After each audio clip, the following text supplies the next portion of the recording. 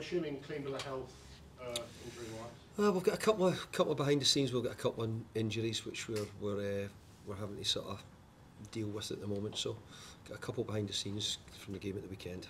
Able to tell me? No, I wouldn't say too much at the moment. You know, we've just got a couple of knocks and a couple. Probably we've got one or two who may be missing because of injury. Yeah. In terms of the team, I guess I would imagine that order of preference is Premier League, Europe, Carabao Cup. Will there for the team affect that? Yeah, I think that'd be fair. I think most Premier League managers would accept that, especially the ones who are in Europe. Look, but every cup competitions is an opportunity. You know, last year when we were trying to win the Conference League, you know, you go in it and you try and win the group, and then you try and get through in the next round before you know it, you can get yourself through. So it's the same in this cup competition. If we can keep progressing, then we get much closer to the final. I guess in the normal circumstances, then Lucas, Paqueta and Alvarez might be rested tomorrow night, but as they're suspended for the weekend, will that be a factor in your?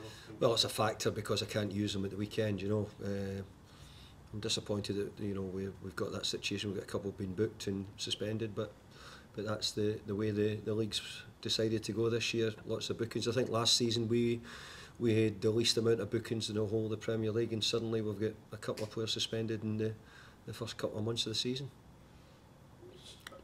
European trophy, obviously, at the end of last season, flying at the start of the season. I think you won 7 of your opening 10 games in all competitions. You lose a few, and the narrative seems to change. Does that ever surprise you? No, but look, we can't deny it. We had a bad week, but if you look at what we've done in the other, 7-8 weeks prior to it, we've been pretty pleased with what we've done. Some good results, some hard games, great start in the Conference League. So, yeah, last week was a difficult week, and we want to get back on track and get rid of those couple of bad results. So that's obviously in your thinking when you do select a team. It would be nice to get at least a good performance under your belt. Yeah, I think getting a win is the most important thing. That's as always. So we'll do our best to try and win the game. Obviously for Declan,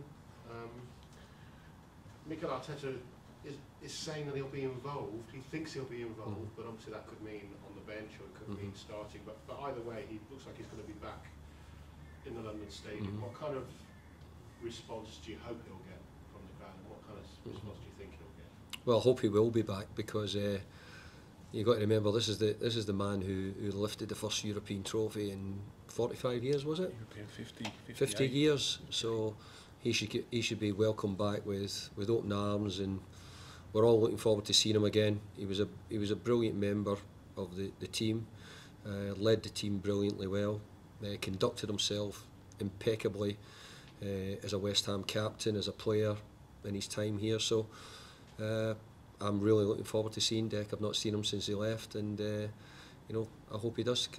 Well, I don't know if I want him to play, but I hope he's there.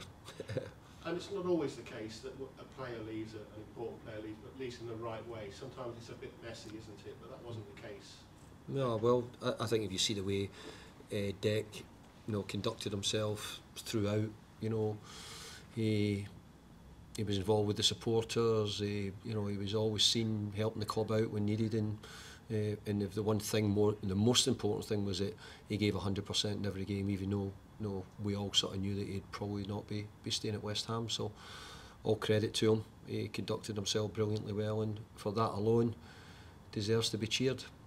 Last time Arsenal came to the London Stadium, you put a bit of a dent in their title ambitions. I think your draw with you came up from 2-0 down, I think. That draw was one of 3 in a row, then they lost to Man City and they never really got back to the top of the table. Well, I would hate to think it was just us that was the reason for it, because I know Mikel well, and I want him to do really well, but I'm sure he'll know there was other games which played its part. But look, my job's to try and win, draw, get results, and we'll try and do that again in this cup game. And I don't want to be a party pooper, but a damper on things like I sometimes have been accused of doing, David, but your personal record against Arsenal in the League Cup is played for, lost for, one at Preston, remember that? 2 at Everton and 1 with Arsenal. Yeah.